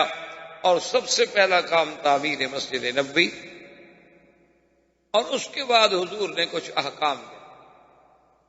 جن احکام میں ایک حکم تو یہ تھا کہ قریش کو کسی شکل میں پناہ نہیں دی جائے، اور نمبر 2 یہ حکم تھا کہ اب اگر کوئی معاہدے ہوں گے باہر کے قبائل سے تو وہ صرف حضور صلی اللہ علیہ وسلم ہی فرمائیں گے اور کسی کو حق نہیں.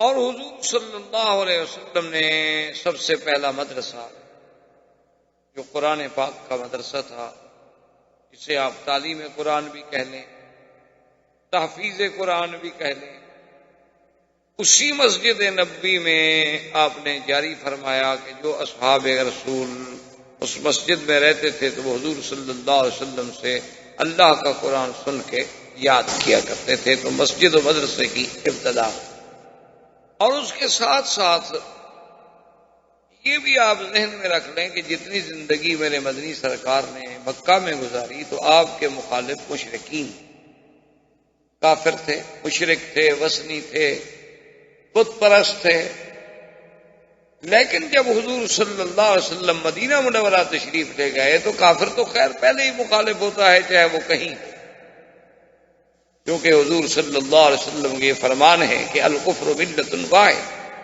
کفر پوری دنیا میں مشرق میں ہو، مغرب میں ہو، شمال میں ہو، جنوب میں ہو، وہ ایک ملت۔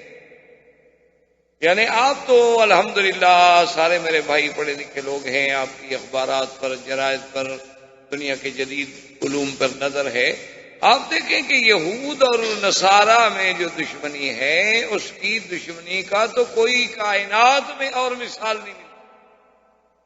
یعنی یہود اور نصارہ آپس میں دشمن، اور دشمنی کا یہ عالم ہے کہ جب ایک دوسرے کو موقع ملا ہے تو انہوں نے ان کا ایسا قتل عام کیا ہے کہ جس کی دنیا میں کوئی مثال نہیں ملی۔ یعنی جب نصارہ کو تسلط ملا بیت المقدس کا تو انہوں نے یہودیوں کا قتل عام کر، یعنی آپ تاریخ اٹھا کے دیکھیں کہ بخت و نصر کے دور میں 6 لاکھ یہودی جو تھے ایک دن میں قتل کیے گئے، اسی طرح جلا وطن کیے گئے، ان کو ذلیل کیا گیا۔ اچھا، یہودیوں کو جب موقع ملا نصارہ سے انتقام لینے کا تو ان نے بھی انتقام، ان نے بھی کوئی کمی نہیں کی اور آج تک لے رہے ہیں۔ یعنی جو ان پہ ہوا ہے وہ بھولے نہیں ہیں، صرف اب ان کے انتقام کے طریقے بدل گئے ہیں۔ کچھ اقتصادی طور پر انتقام لے لیتے ہیں، کیونکہ جتنی دنیا کی ملٹی نیشنل کمپنیاں ہیں، یعنی وہ سب گویا کہ یوں سمجھ لیں کہ اس وقت پورا عالم جو ہے وہ پنجہ یہود میں ہے، اور جب چاہیں، ابھی آپ نے دیکھا تھا کہ وہ چاہیں تو کسی ملک کے اتنے بڑے طاقتور ملک کے پریزیڈنٹ کو ایک لڑکی کی وجہ سے پوری دنیا میں ذلیل کر، وہ ان کی لڑکی، اور اسی مقاصد کے لیے ان کو بھیجا گیا۔ تو بہرحال میرے کہنے کا مقصد یہ تھا کہ سب سے بڑے دشمن تو کافر ہے، وہ دشمن ہے، لیکن ایک بات یہ میں جو عرض کر رہا تھا وہ یہ تھی کہ جب اسلام کا مقابلہ کرنا پڑے پھر یہود اور نصارہ بھی اکٹھے ہو جاتے ہیں۔ یعنی ابھی آپ نے کچھ عرصہ قبل پوپ جو ہے عیسائیت کا سب سے بڑا ان کا جو بابا ہے، نے کہا کہ اچھا وہ یہودیوں نے جو ہم سے کیا ہم نے معاف کیا، ہم نے ان کو معافی دی، خلاص ہم اب ایک۔ تو جہاں جہاں اسلام کا مقابلہ کرنا پڑے، مقابلے پر اسلام ہو تو پھر کفر ایک، وہ کفر یہود کا ہو، وہ کفر حنود کا ہو، مسجد اقصی توڑنی ہو یا بابری توڑنی ہو، بات ایک، مسجد تو مسجد ہے، کہیں بھی بیٹھ کے کفر فیصلہ ایک کرتا ہے اسلام کا، جو آپس میں چاہے کتنے دشمن ہوں لیکن تمہارے لیے سب ایک۔ تو حضور صلی اللہ علیہ وسلم سرکار دو جہاں کو مکے میں مشرکوں سے مقابلہ کرنا پڑا، اور جب حضور مدینہ پاک میں تشریف لے آئے تو اب مخالفین بھی بدلے، کافر تو پہلے مخالف تھے، پھر یہود میں اضافہ ہوا کہ یہود کے بڑے قبیلے جو تھے، سب سے بڑا قبیلہ جو تھا ان کا بنی نذیر تھا، اس کے بعد بنی قریظہ تھے، اس کے بعد بنی قینقاع تھے، یہ سب کے سب مدینہ منورہ میں آباد تھے، اور ان کی بڑی قوت، طاقت، ان کے اپنے محلات، قلعے اور بڑے بڑے حصون، بڑی بڑی دیواریں، اور پورے مدینے کی آبادی کو لے کر خیبر تک اور یمبو تک اور رابق تک، اور ان سب کو اپنے سودی نظام میں جکڑا ہوا تھا، سب لوگ مقروض تھے ان کے ہاتھ میں، اور وہ یہ خواب دیکھ رہے تھے کہ بھئی اب سیادت اور قیادت جو ہے ہمیں ملے گی، اور ایک نبی جب پیدا ہوں گے تو ہم مسلمان ہو جائیں گے، ہم اس نبی کا ساتھ دیں گے اور پوری دنیا میں پھر ہمارا غلبہ ہوگا۔ لیکن جب حضور صلی اللہ علیہ وسلم کی ولادت ولد اسماعیل سے ہوئی تو وہ بدبخت حسد میں مبتلا، اب ان یہود میں سے پھر دو گروہ بن گئے، ایک تو وہ تھے جو کھلے دشمن کافر، اور کچھ یہود میں ایسے لوگ تھے کہ جنہوں نے یہ سوچا کہ ہم کیوں نہ مسلمان بن جائیں اور مسلمانوں کے ساتھ مل جائیں اور مسلمانوں سے فائدہ اٹھائیں، اور پھر جب موقع ملے گا تو پھر یہودی تو ہیں ہی ہیں نا، یہ تو اصل تو ہمارا وہی یہود ہے، لیکن ظاہر میں ہم اسلام قبول کر لیتے ہیں، مسلمانوں کے ساتھ مل جاتے ہیں۔ یہ منافق، اس کو شریعت کی اصطلاح میں، قرآن کی اصطلاح میں کہا جاتا ہے منافق، کہ ظاہر کچھ کرتا ہو اور باطن میں کچھ رکھتا ہو، اسی کا نام نفاق ہے۔ اور یہ ایک اعتقادی منافق تھے، عمل کے منافق نہیں، یعنی عقیدے میں بھی منافق، کہ ظاہراً کہتے تھے کہ یا رسول اللہ ہم آپ کو رسول پاک مانتے ہیں، لیکن اندر سے نہیں مانتے۔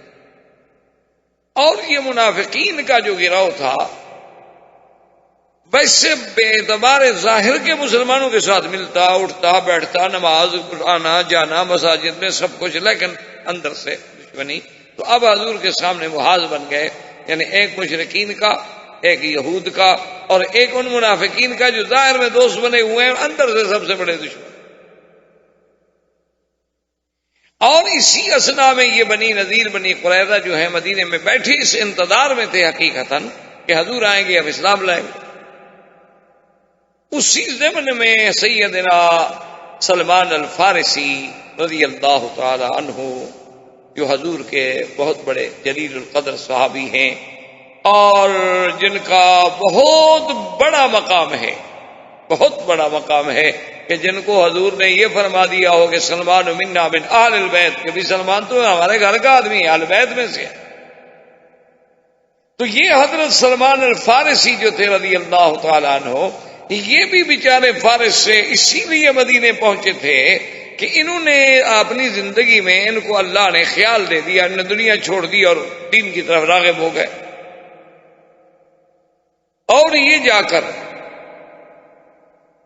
مختلف راہبوں کے پاس، مختلف ان کے احبار کے پاس، رہبان کے پاس، نصارہ کے بڑے بڑے علماء کے پاس، ان کے کلیساؤں میں جا کے رہے، ان کی خدمت کی۔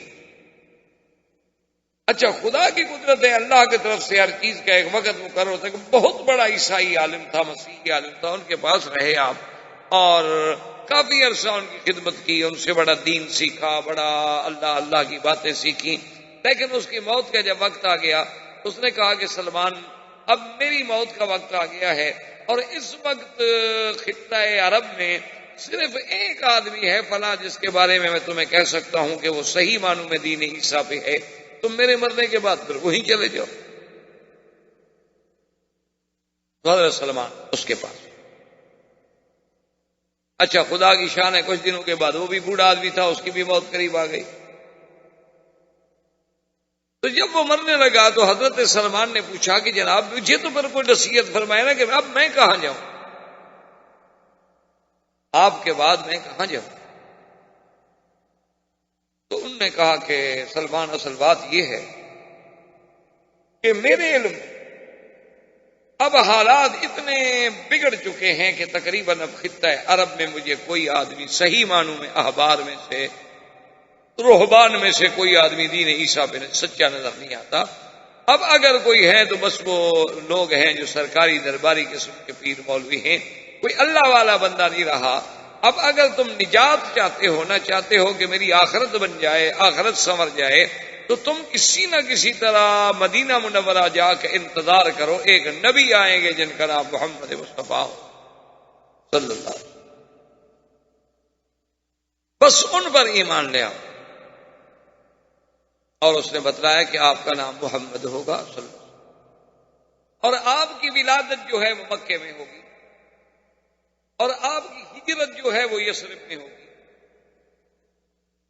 اور آپ جو ہے ہدیہ کوئی پیش کرے گا تو قبول فرما لیں گے، لیکن صدقے کی چیز نہیں کھائیں گے، اور ما بین کتفی خاتم النبوت، آپ کے دو کندھوں کے درمیان میں بائیں پسلی کے نیچے ایک چھوٹی سی علامت ہوگی، خاتم وہ ہے نبوت۔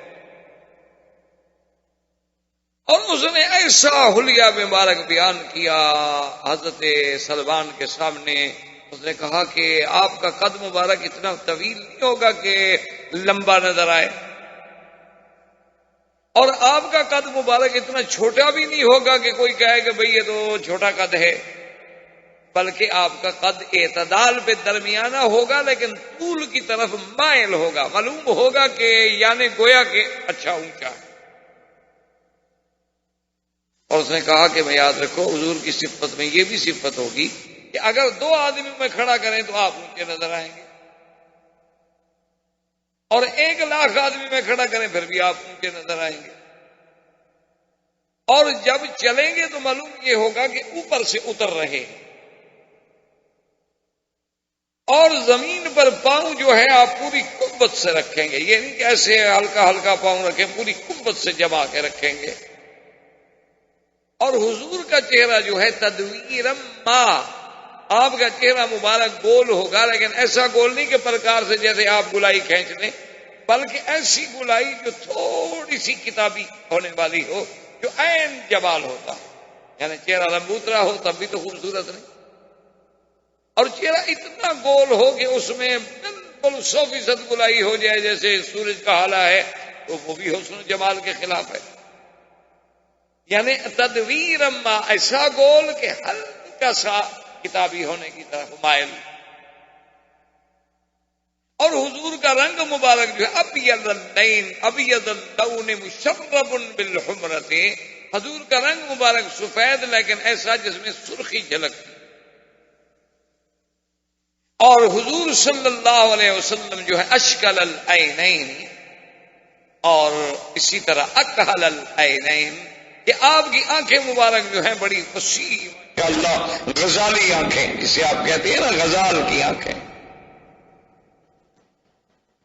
اور اسی طرح حضور صلی اللہ علیہ وسلم کا آنکھیں مبارک جو ہے اکحل العین۔ اکحل العینین کا کیا معنی ہے کہ جب کوئی آدمی دیکھے تو محسوس ہو کہ حضور ابھی سرما پہن کے آ رہے ہیں، سرما آلود آنکھیں، حالانکہ آپ نے سرما نہیں پہنا ہوا ہوتا، قدرتی تھی۔ ویسے حضور صلی اللہ علیہ وسلم کی سنت مبارک تھی کہ ساری زندگی آپ سفر میں سرما، کنگھی اور مسواک یہ ہمیشہ ساتھ ہوتا تھا۔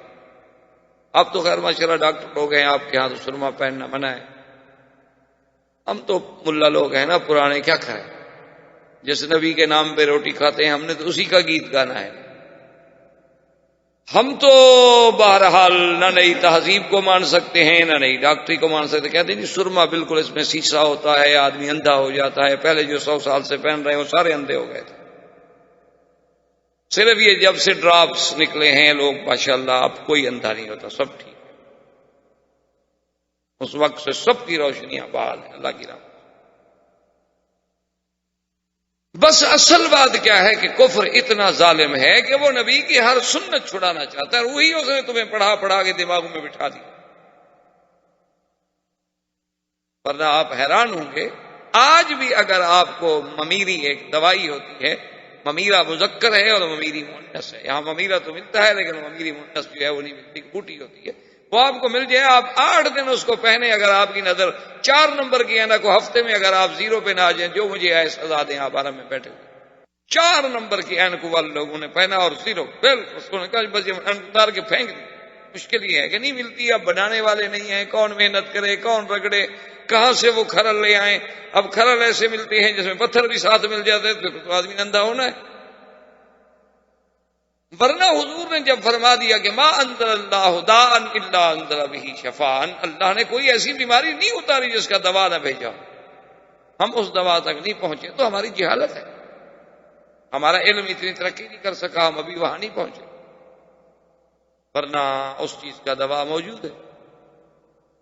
تو بہرحال حضور صلی اللہ علیہ وسلم کی آنکھیں مبارک دور سے ایسی نظر آتی تھیں کہ جیسے سرما آلود، اور حضور صلی اللہ علیہ وسلم کے اعضاء جو تھے یہ قوی، یعنی کہ عورتوں کی طرح زنانہ ہاتھ قوی، اور حضور صلی اللہ علیہ وسلم کے مفاصل جو تھے، وہ جوڑ جو تھے وہ بڑے قوی، اور صحابی چاہلیہ یہ بھی بیان کرتا ہے کہ من رآہ فجأۃ آبہ، اگر کوئی آدمی ایسے اچانک دیکھتا نا تو اس پر حضور کی ہیبت ہے، اور اگر آپ کے ساتھ رہ جاتا تو پھر حضور کے پیار سے سب کچھ بھول جاتا، پھر تو حضور کا اتنا پیار تھا اتنا محبت ہوتی تھی کہ وہ جو ہیبت تھی، وہ ڈر تھا، وہ خوف تھا، وہ سب بھول جاتا کہ آپ تو اتنے قریب ہیں۔ اور حضور صلی اللہ علیہ وسلم آپ کا جو بولنے کا اور دیکھنے کا انداز تھا، متبسمن، تبسمن، مسکرانا، ہلکا سی مسکرانا۔ یہ تین مراحل ہوتے ہیں، تبسم، ضحک اور کہا۔ ابتدا جو ہے ہنسنے کی وہ تبسم ہے کہ آدمی تھوڑا سا مسکراتا، اس کے بعد پھر ہنستا ہے، اس کے بعد پھر منہ پھاڑ کے کہے لگاتا، وہ کہا۔ اب چونکہ حضور کو کہا پسند نہیں، تو ہمیں انگریز نے پڑھایا کہ کہا لگاؤ پھیپھڑے کبھی، زور زور سے ہنسو پاگلوں کی طرح۔ کیوں قرآن کی مخالفت کرنی ہے، نبی کی مخالفت کرنی ہے، ورنہ پھیپھڑے کو ہوا دینے کی اور بھی آپ لمبے لمبے سانس لیں تب بھی تو پھیپھڑے کو ہوا مل جائے گی، ضروری ہے کہ کہا لگائیں۔ آپ ناک سے سانس لے کے منہ سے نکالیں تب بھی آپ کا وہی کام اللہ پاک کر دیں۔ آپ لمبی دوڑ لگا لیں، خود بخود سانس چڑھ جائے گی، پھول جائے گی، نکلے گی، سارا کام خود بخود ہو جائے گا۔ تو بہرحال تو حضور کا ایسا حلیہ کھینچا تھا کہ حضرت سلمان کہتے ہیں کہ میں نے حلیہ دماغ میں بٹھا دیا۔ اچھا وہ عالم بھی مر گیا، بوڑھا آدمی تھا، موت آئی ہوئی،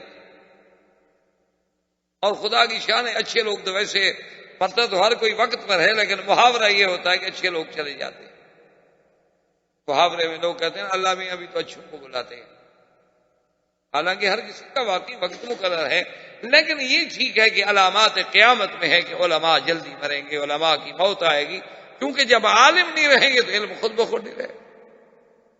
ان اللہ یقبض العلم بقبض العلماء، علم کیسے قبض کیا جائے گا؟ علماء کو اٹھا لیا۔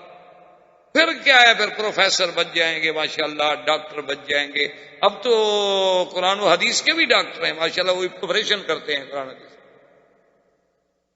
جیسے آپ کے ڈاکٹر اعضاء کے ڈاکٹر ہیں نا جی، آنکھ کان کا ڈاکٹر ہے تو ماشاءاللہ وہ پیٹ کا نہیں جانتا، پیٹ کا ڈاکٹر تو آنکھ کان کا نہیں جانتا کہ ایک کا علاج کرے گا تو دوسرا خراب ہوگا۔ اسی طرح اب انہوں نے ہمیں ماشاءاللہ قرآن و حدیث میں بھی اجزاء کر دی ہیں کہ یہ تفسیر میں ڈاکٹر ہے، یہ جناب تجوید میں ڈاکٹر ہے، اور یہ جناب ترتیب قراءات میں ڈاکٹر ہے، اور یہ جناب ربط میں بین الآیات میں ڈاکٹر ہے۔ اس بیچارے کو دوسری کوئی چیز نہیں آتی اللہ کی نام، اسی دن سے علم ختم، تقسیم ہو گیا نا جی۔ آپ ایک جز جانتے ہیں، باقی تو آپ نہیں جانتے۔ پہلے یہ ہوتا تھا کہ جب تک علماء 16 علوم نہیں پڑھتے تھے تفسیر کے قریب ہی نہیں جاتے تھے، وہ ڈرتے تھے کہ اللہ کے قرآن کی تفسیر کریں، خدا نہ خواستہ کوئی نحوی غلطی ہو جائے، کوئی صرفی غلطی ہو جائے، معانی کی غلطی ہو جائے، لغت کی غلطی ہو جائے، قواعد میں غلطی ہو جائے، محاورات میں غلطی ہو جائے، اس کے ناسخ و منسوخ کا پتہ نہ چلے، محکمات متشابہات کا پتہ نہ چلے، ہم کیسے ترجمہ کر بیٹھے؟ آج تو ہر آدمی جو اردو پڑھا ہوا ہے ماشاءاللہ وہ کہتے ہیں یسرنا القرآن للذکر، اللہ نے قرآن آسان کر دیا ماشاءاللہ، قرآن کی جس طرح چاہو تعویل ہے۔ اور اس بے وقوف کو یہ بھی نہیں پتا کہ یسرنا للذکر، یسرنا جو ہے استنباط و احکام لیے نہیں ہے، آسان کر دیا ہے نصیحت پکڑنے کے لیے۔ کوئی ڈرنا چاہے تو قرآن پڑھ کے اللہ کا ڈر پیدا ہو سکتا ہے، وہ تو خاص پابندی، اور للذکر یا للحفظ، قرآن کو حفظ کرنا اللہ نے آسان کر دیا ہے کہ اور کتاب حفظ نہیں ہو سکتی، قرآن حفظ ہو جاتا۔ یہ معنی نہیں کہ قرآن سے جو چاہو استنباطات کرتے رہو، اسی لیے تو پھر پرویز پیدا ہوا، ڈاکٹر جیلانی برق پیدا ہوا، انہوں نے جناب پھر پوری دنیا کا نظام جو ہے احادیث کا انکار کر دیا، کیونکہ وہ بھی اسی طرح قرآن کو سمجھنے کی کوشش کر رہے تھے۔ بڑے بڑے لوگ، علامہ عنایت اللہ مشرقی پیدا ہوا، سر سید کے بڑے خدمات ہیں، لیکن قرآن پاک میں ایسی ایسی غلطیاں کی ہیں کہ خدا معاف کر دے، بہت ہو گیا، اللہ سب کی قبروں پر رحمت کرے۔ ایسی ایسی ٹھوکریں کھائی ہیں جو قادیانی نے، حالانکہ کتنا بڑا آدمی تھا، کتنے اس کے خدمات۔ تو بہرحال میرے کہنے کا مقصد یہ تھا کہ حضرت سلمان کو جب سارا چیزیں نقشہ ذہن میں آ گیا، عرب کی طرف چل پڑے۔ خدا کی قدرت ہے، راستے میں ایک قافلہ آ رہا تھا، اس زمانے میں سفر مشکل تھے، انہوں نے حضرت سلمان کو دیکھا، خوبصورت لڑکا ہے، نوجوان نے پکڑ لیا، پکڑ کے ساتھ لے آئے، مدینہ منورہ میں آ کے بیچ دیا۔ کہ جی یہ غلام ہے۔ اب حضرت سلمان کہے میں کس کو بتاؤں کہ اللہ کے بندے میں تو فارس کے بڑے خاندان کا لڑکا ہوں، میں کوئی غلام شلام نہیں، لیکن کون میری بات سنے؟ انہوں نے بیچ دیا اور بیچا بھی یہودی کے پاس، کیونکہ پیسہ یہود کے پاس، خریدے گا تو وہی نا جس کے بلے میں پیسہ ہو۔ حضرت سلمان فرماتے ہیں کہ ایک دن میں اس کے کھجوروں کے باغ میں بیٹھا تھا کہ وہاں مجھے خبر ملی کہ قادم رسول اللہ ہے، کہ حضور اللہ کے نبی آ گئے کر کے مدینہ میں آ گئے۔ کہتے ہیں میں جناب پھر مجھ سے تو پھر صبر نہ ہو سکا نا، کہ میرے تو دل میں اصل انتظار، میرا مقصد جو تھا، مقدم جو تھا مدینہ منورہ کا، وہ یہی تو تھا جس کے لیے میں غلام بن گیا، میں بک گیا۔ کہتے ہیں کہ میں نے کھجوریں کچھ لی اور جلدی جلدی حضور کی خدمت میں پہنچا، اور آنے کے بعد حضور صلی اللہ علیہ وآلہ آلہ وسلم کی خدمت میں نے کھجوریں پیش کی۔ کھجوریں پیش جب میں نے کی تو حضور نے فرمایا کیا ہے؟ میں نے کہا حضور یہ صدقے کی کھجوریں ہیں، خیرات کی، صدقہ ہے۔ حضور پاک نے وہ لے لی اور صحابہ کو دے دی، کبھی جو غریب صحابہ ہیں کھا لیں صدقے کی کھجوریں، لیکن حضور نے کوئی دانہ نہیں۔ میں نے کہا کہ بھائی ہاں، اب دیکھیں نام بھی مل گیا، مکہ سے مولد بھی مل گیا، مدینہ کی ہجرت بھی مل گئی، اور وہ جو انہوں نے مجھے شکل مبارک سمجھائی تھی وہ بھی بالکل عین سامنے تصویر ہے، اور یہ صدقہ نہ کھانے والی علامت بھی مل گئی۔ دوسرے دن پھر میں حاضر ہوا، میں نے کچھ کھجوریں پیش کی، حضور نے فرمایا ما ھذا سلمان یہ کیا ہے؟ میں نے کہا حضور یہ ہدیہ ہے۔ فقبلہ، حضور نے قبول فرما لی، اپنے سامنے رکھی، آپ نے بھی تناول فرمائی، صحابہ نے بھی تناول فرمائی۔ میں نے کہا الحمدللہ یہ علامت جو تھی نا، نشانی میرے لیے، یہ بھی پوری ہو گئی۔ اب میں نے کہا کہ وہ علامت جو ہے کہ حضور کے دو کندھوں کے درمیان میں مہر نبوت ہے، اب مہر نبوت میں کیسے دیکھوں؟ میں کیسے کہہ سکتا ہوں حضور پاک سے کہ جی قمیص اتارے میں نے مہر دیکھنی ہے؟ اتنا بے ادبی تو کوئی بھی نہیں کر سکتا۔ اور پھر حضور تو مدینہ منورہ میں نبی بھی تھے، بادشاہ بھی تھے، سردار بھی تھے، دین و دنیا کے تاجدار بھی تھے، اب مدینے میں تو آپ کا ایک پورا تسلط تھا۔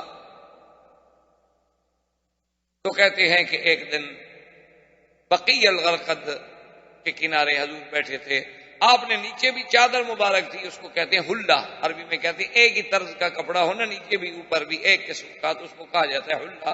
تو آپ ردا اور ازار میں تھے کہ نیچے بھی چادر تھی اور اوپر بھی آپ نے یوں چادر لی ہوئی تھی، ہوا چل رہی تھی۔ تو میں طریقے سے ایسے مقام پہ آگے کھڑا ہونے لگا کہ بھی اگر ہوا چلے اور اللہ مہربانی فرما دے اور حضور یوں ہاتھ رکھے بیٹھے، حضور ہاتھ اٹھائے تو چادر گر بھی تو سکتی ہے نا، تو چادر گرے تو میں جلدی سے علامت دیکھ لوں۔ تو جب میں اس مقام پہ آ کے کھڑا ہوا تو فرمایا سلمان ادھر، میں قریب آ گیا اور حضور نے اپنی چادر مبارک جو تھی خود نیچے کر دی اور فرمایا سلمان ابھی تک تمہاری نشانیاں پوری نہیں ہوئی۔ تو میں نے کہا اشہد ان یا رسول اللہ، مجھے کلمہ پڑھا دے میں مسلم۔ تو فوراً میں مسلم، میں ابھی تک تم نشانیاں ڈھونڈ رہے ہو۔ تو یہ بڑا جو سیدنا سلمان کا اسلام ہے، یہ بھی ہجرت کے بعد مدینہ منورہ کے عظیم بقائے میں شمار ہو۔ حضرت سلمان اسلام لے آئے، اور اسی طرح آذان جو تھی، جیسے میں نے شاید پچھلے درس میں عرض کیا تھا کہ عبداللہ بن زید اور حضرت عمر نے خواب دیکھا، آذان بھی مدینے میں، اور اسی طرح یعنی حکم صیام جو ہے وہ بھی مدینہ منورہ میں، اس سے پہلے روزے فرض نہیں تھے، یعنی ویسے لوگ روزہ رکھتے تھے، نفلی روزہ، کیونکہ روزہ تو ہر شریعت میں رہا ہے، ہر دین کے اندر روزے موجود تھے، لیکن کوئی پابندی نہیں ہوتی تھی، کسی نے ایک رکھ لیا، کسی نے دو رکھ لیے۔ لما قادم رسول اللہ صلی اللہ علیہ وسلم المدینہ فرأى اليہود انہم یصومون یوم عاشوراء، حضور پاک نے دیکھا کہ یہودی لوگ جو ہیں یہ عاشوراء 10 محرم کو روزہ رکھتے ہیں۔ جیسے ہمارے ملک میں تو کوئی عاشوراء کا روزہ ہے نہیں، اکثر لوگ سمجھتے ہیں کہ شاید حضرت حسین کی وجہ سے ہے، یہ سب سے بڑی جہالت ہے۔ حضور جب مدینے میں ایک تشریف لے گئے، ابھی تو بی بی فاطمہ کا حضرت علی سے نکاح بھی نہیں ہوا، حضرت حسین تو پیدا بھی نہیں ہوئے۔ حضور نے جب دیکھا کہ یہود جو ہیں 10 محرم کو روزہ رکھتے ہیں، تو آپ نے ان کے علماء کو، ان کے احبار کو بلا کے پوچھا کہ لم تصومون یوم عاشوراء، ان دنوں میں تم روزہ کیوں رکھتے ہو؟ انہوں نے کہا کہ یا رسول اللہ، اصل میں یہ آج کا دن جو ہے نا، یہ ایسا دن ہے کہ ان اللہ اغرق عدونا فرعون وانجا موسیٰ، موسیٰ علیہ السلام کو اللہ نے نجات دی تھی اسی دن میں، اور فرعون کو غرق کیا تھا، تو ہم اپنے پیغمبر کی اس کامرانی اور کامیابی میں اور دشمن کی ہلاکت کی خوشی میں اس دن اللہ کی عبادت کرتے ہیں اور روزہ رکھتے ہیں۔ آپ نے فرمایا انا احق بموسیٰ منکم، کہ موسیٰ علیہ السلام کے ساتھ پھر میرا تعلق زیادہ ہے تم سے۔ اور آپ نے حکم فرما دیا اپنے صحابہ کو کہ سب روزہ رکھو۔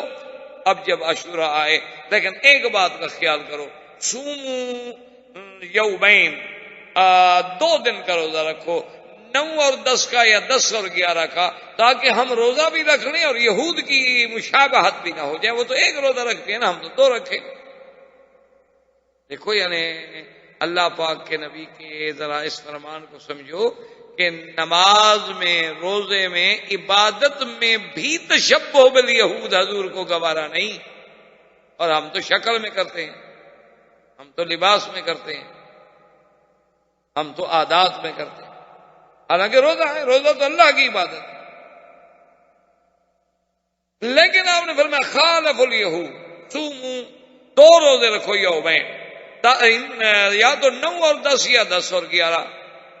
تو اب اس کے بعد پھر اللہ نے حکم دیا کہ یا ایھا الذین آمنوا کتب علیکم الصیام کما کتب علی الذین من قبلکم، اللہ نے حکم دیا کہ ایمان والو، روزے تم پہ ہم نے فرض کر دیے ہیں، اور یہ صرف تم پہ فرض نہیں، تم سے پہلے لوگوں پر بھی اللہ تبارک و تعالیٰ نے فرض کیے۔ اور اس میں گھبرانے کا مسئلہ نہیں، ایام معدودات، کچھ دن ہی تو ہیں، یہ نہیں ہے کہ سارا سال ہم روزے رکھیں۔ ان پروفیسروں نے جو قرآن سمجھا ہے نا، وہ کہتے ہیں کہ ایام معدودات جمع ہے، اور جمع زیادہ سے زیادہ 3، وہ کہتے ہیں 3 روزے کافی ہیں۔ یہ تو مولویوں نے مہینے کا چکر چلا رکھا ہے، انہوں نے قرآن کو یوں سمجھا ہے۔ پڑھے لکھے لوگ ہیں نا، جدید علوم سے ماشاءاللہ باہر ہیں، کسی نے قرآن سمجھا ہے آکسفورڈ سے، کسی نے سمجھا ہے ہارورڈ سے، مدینے سے نہیں سمجھا۔ مدینے سے سمجھتے تو پھر تو کبھی غلطی نہ ہوتی۔ وہ اللہ کے بندے، جس نبی پر قرآن اتر رہا ہے اس نے 1 مہینہ روزہ رکھا ہے یا 4 دن رکھا ہے؟ اس سے زیادہ قرآن سمجھنے والا ہمارے پاس کوئی ہے؟ پھر عید الفطر کا کیا معنی کہ صوموا لرؤیتکم وافطروا لرؤیتکم، چاند چڑھے گا تو روزہ، چاند چڑھے گا تو ختم، مہینہ تو خود بخود ہو گیا۔ فمن شہد منکم الشہر فلیصمہ، جب مہینے کا چاند دیکھے تو روزہ رکھے۔ اگر مہینہ ضروری نہیں تھا، چند روزے رکھنے تھے، تو پھر تو کسی وقت رکھ دیے جاتے، چاند دیکھنے سے کیا مطلب؟ لیکن یہ تو بادشاہ لوگ ہیں، ان کی مرضی ہے۔ خرد کا نام جنو رکھ دیا اور جنو کا نام خرد۔ جیسے آپ نے دیکھا ہے نا، ابھی کہتے ہیں دیکھو جی کہ ملا کتنے بے وقوف ہیں، کہتے ہیں پاگل ہیں، کہ اب ہمارے پاس اتنے بڑے ذرائع موجود ہیں، ہمارے پاس اتنے بڑے یعنی خلا میں ہمارے سائٹ موجود ہے، ہم تو 1 مہینہ پہلے آپ کو بتا سکتے ہیں کہ چاند کب نکلے گا۔ تو یہ عجیب لوگ ہیں، مولوی صاحبان پاگل ہیں، کہتے ہیں جی چاند دیکھو، چاند دیکھو، چاند دیکھو، اور دیکھو پتہ نہیں کمال ہے، ان کو پتہ نہیں نظر ہی کیسے آ جاتے ہیں، حالانکہ ابھی تو چاند پیدا نہیں ہوتا۔ نیو مون جو ہے وہ اتنے 48 گھنٹے سے پہلے تو کسی کو نظر ہی نہیں آ سکتا، اس کی ولادت ہوگی، وہ بچہ ہے وہ پیدا ہوگا، وہ نظر آنے کے قابل تو آئے نا۔ اور پھر ہمارے پاس جب اتنے جدید آلات موجود ہیں، ہم تو بالکل منظار سے ڈھونڈ کے آپ کو بتا سکتے ہیں یہ دیکھو جی ہے یا نہیں۔ اور جناب کتابیں لکھ لکھ کے اتنا برسے ہیں نا علماء پر کہ ایک نوجوان چھوٹا بچہ ہو جو بیچارہ ابھی 5ویں جماعت پڑھتا ہے، اس کے دماغ میں آپ جو مولویوں کی نفرت بھرنی شروع کریں ایم اے تک، وہ بڑا ہو کے کیا کرے گا؟ غریب، اس غریب کا کیا گناہ ہے؟ اس کے دماغ میں آپ یہ بٹھاتے جائیں کہ دیکھو جی مولوی کہتا ہے زمین نہیں گھومتی، دیکھو پاگل ہے کہ نہیں؟ وہ بڑے بڑے ہمارے سائنس والے کہتے ہیں زمین گھومتی ہے، اور دیکھو جی یہ مولوی کہتا ہے کہ بھئی چاند دیکھو، آنکھوں سے دیکھو، آنکھوں سے دیکھو، ڈھونڈو، پہاڑوں پہ چڑھو اور جاؤ اور تلاش کرو اور گواہ لاؤ۔ تو کیسا بے وقوف ہے؟ جب مشینیں موجود ہیں تو ڈھونڈنے کی کیا ضرورت ہے، گواہ لانے کی کیا ضرورت ہے؟ خواہ کسی کو پہاڑ پہ چڑھاؤ، پاؤں پھسلے مر جائے بیچارہ، نے کہا دیکھو پاگل ہیں مولوی کے نہیں۔ اور دیکھو نے کہا کمال ہے، جب انگریز کی کرسمس تو ایک دن میں ہو اور مسلمانوں کی عیدیں دو دو ہوں، دیکھا کیسے پاگل لوگ ہیں مسلمان۔ یہ سب ان مولویوں نے ان کو خراب کیا۔ یہ مولوی ہے نا، ان کا دماغ ہی خراب، یہ لوگوں کو پھر پیچھے لے جانا چاہتے ہیں، ہم ان کو آگے لے جانا چاہتے ہیں، ہم ترقی پہ لے جانا چاہتے ہیں، ہم ان کو فلک پہ پہنچانا چاہتے ہیں، اور یہ ہمیں کھینچ کھینچ کے پھر اسی مدینے پاک پہ لے جانا چاہتے ہیں جہاں مدرسہ نہیں تھا، جہاں یونیورسٹی نہیں تھی، کوئی تعلیمی ذرائع نہیں تھے، کوئی مواصلات نہیں تھی، کوئی جدید علوم کے حصول کے وسائل نہیں تھے۔ یہ پھر ہمیں اسی نبی امی کے دروازے پہ کھڑا کرنا چاہتے ہیں، اور خاص ساتھ خود بھی کہتے ہیں مولوی پاگل ہیں، کہتے ہیں ہمارے نبی پڑھے ہوئے بھی نہیں۔ دیکھو کتنے بے وقوف ہیں مولوی۔ حالانکہ اللہ کے بندے، اگر اللہ عقل دیتا نا تو قرآن کہتے ہیں فمن شہد منکم الشہر، شہود ہلال اور وجود ہلال میں فرق ہے، یاد رکھو۔ ان بیچاروں کو سمجھ ہی نہیں آتی نا کہ وجود ہلال کیا ہے اور شہود ہلال۔ شہود مانا چاند کا نظر آنا، وجود ہلال کا مانا کہ چاند جہاں ہو ہم اس کو ڈھونڈیں۔ ہم کوئی چاند کے پجاری ہیں کہ اس کو ڈھونڈیں، دوربین لے کر جائیں، مشینیں لگا کے ڈھونڈیں؟ ہمیں تو اللہ نے ایک علامت بتا دی کہ نظر آ جائے روزہ رکھ لو، نہ نظر آ جائے 30 دن پورے کر لو، کیونکہ تم کوئی چاند سورج کے پجاری تو نہیں ہو، یہ تو میں نے تمہارے لیے ایک اندازہ رکھا ہے۔ وہ شہود ہلال ہے، وجود ہلال کے تو تم ضروری نہیں ہے، اس لیے ہم مشین سے فیصلہ کرائیں کہ وجود ہے کہ نہیں ہے، نہ ہو دفعہ ہو، نہیں نظر آیا ہم اس کے کوئی پابند ہیں۔ اس لیے حضور نے فرمایا فَإِن غُمَّ عَلَيْكُمْ فَأَكْمِلُوا 30، اگر چاند بادلوں میں آ گیا، چھپ گیا، تمہیں نظر نہیں آیا، یعنی موجود تو ہے لیکن نظر نہیں آیا تمہیں، ورنہ چاند تو کسی نہ کسی جگہ ہوگا، تو تم 30 دن اپنے پورے کر لو۔ یہ تو يَسْأَلُونَكَ عَنِ الْأَهِلَّةِ قُلْ هِيَ مَوَاقِيتُ لِلنَّاسِ، کہ ہم نے یہ چاند کا جو نظام ہے لوگوں کے اوقات کے لیے، لوگوں کے چھٹی کے لیے، زکوٰۃ کے لیے، نصاب کے لیے، نکاح کے لیے، عدت کے لیے ایک وقت کا ہم نے ذریعہ بنا دیا ہے، بس اس کے علاوہ تو کچھ نہیں۔ ہم کوئی چاند سورج کے پجاری تھوڑے ہیں کہ ہم جناب پہلے اسٹیشن پہ بیٹھ کے چاند ڈھونڈنے جائیں، ہیلی کاپٹر پہ چڑھ کے ماشاءاللہ مولویات تو پکڑنے جاتے ہیں چاند کو، اب تو رویت ہلال کمیٹیاں بنتی ہیں ماشاءاللہ۔ اور جناب یہ ہے کہ جی یہ ان کی عید مختلف ہو جاتی ہے، بھی چاند نظر آ گیا ٹھیک ہے، نہیں نظر آ گیا ٹھیک ہے، تمہیں خدا 10 خوشیاں نصیب کرے، ہمیں کروڑوں نصیب کرے، تمہیں کیا تکلیف ہے؟ تو اللہ نے بتا دیا کہ میں میرے کسی دین کے پابند، تمہارے لیے آسانی ہے، نظر آئے عید کر لو، نہیں نظر آئے نہ صحیح دوسرے دن کر لینا، وعلیکم السلام۔ یہ تھوڑا ہے کہ تم کو عید کے دن کا پابند کر دیا جائے کہ بس اسی دن عید آئے گی، آگے پیچھے ہو ہی نہیں سکتی۔ اور حتیٰ کہ اسلام نے اتنا بڑا عظمت کا ثبوت دیا ہے کہ اگر مثلا مسلمانوں کو چاند دیکھنے میں غلطی ہوئی اور 9 تاریخ کو 8 تھی اور یہ ہمیں عرفات میں لے گئے بھول کر، اللہ فرماتا ہے کہ الضحیٰ یوم اضحی المسلمون والفطر یوم فطر المسلمون، جس دن مسلمانوں نے عید منا لی وہی عید ہے، بس غلطی کی تو غلطی سے، 8 بھی میری ہے 9 بھی میری ہے، انہوں نے 8 کو 9 سمجھ لیا، چلو ہم نے اسی کو 9 بنا کے آج قبول کر خلاص۔ تو جب دین میں اتنی وسعت ہو، سعہ ہو، لیکن سمجھ نہ ہو تو اب اس کا کیا علاج ہے؟ اس کا تو علاج کسی کے پاس نہیں ہوتا۔ تو رمضان کے روزے کا فرض جو ہے وہ بھی ہجرت کے بعد۔ اب اس کے بعد ایک واقعہ پیش آیا کہ حضور پاک نے ایک سریہ بھیجا۔ سریہ کہتے ہیں کہ فوج بھیجی جائے لیکن حضور سرکار دو جہاں خود نہ تشریف، اگر خود تشریف لے جائیں تو وہ غزوہ۔ 3 سرایہ بھیجے گئے۔ پہلا سریہ جب بھیجا گیا تو وہ بنی مدلج والوں نے، بنی زمرہ والوں نے، قافلہ جا رہا تھا قریش کا، حضور کے فوجی پہنچے تھا کہ قافلے پہ حملہ کریں، انہوں نے کہا کہ نہیں، ہمارا علاقے میں آپ حملہ نہیں کر سکتے۔ یہ اب ہمارے حدود سے گزر رہے ہیں، ہمارے حدود سے نکل جائیں تو پھر تم جانو وہ جانے، لیکن جب تک وہ ہمارے حدود میں ہیں ہم نہیں حملہ کریں۔ تو خیر وہ نکل گئے اور مسلمان خالی۔ دوسرا سریہ حضور صلی اللہ علیہ وسلم نے بھیجا تو بنی بدلج نے روک لیا، وہ بھی خالی واپس آ گیا۔ یہ سب مدینے میں ہو رہا ہے ہجرت کے بعد۔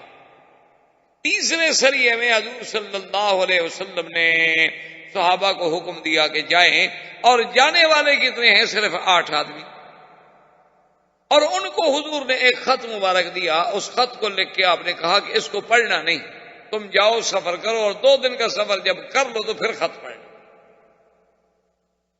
میں نے کہا جی بہت اچھا۔